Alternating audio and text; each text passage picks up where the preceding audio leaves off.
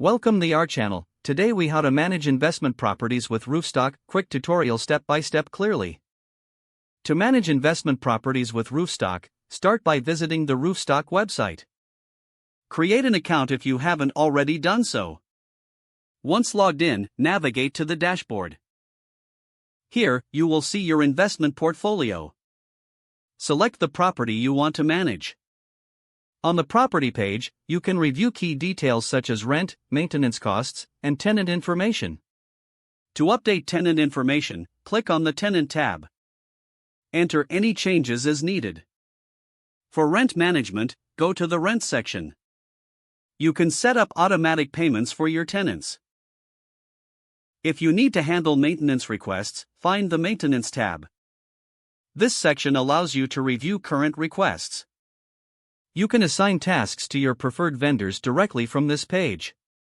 To track property performance, access the Analytics section.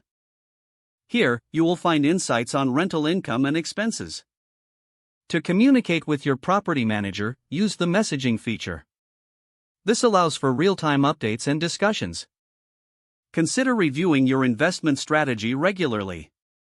This helps you stay informed about market trends and property values. To explore financing options, visit the Financing section. Roofstock provides resources tailored to your investment needs. If you want to sell a property, navigate to the Sell option. Here, you can list your property and manage offers. Regularly check for updates from Roofstock regarding changes or new features.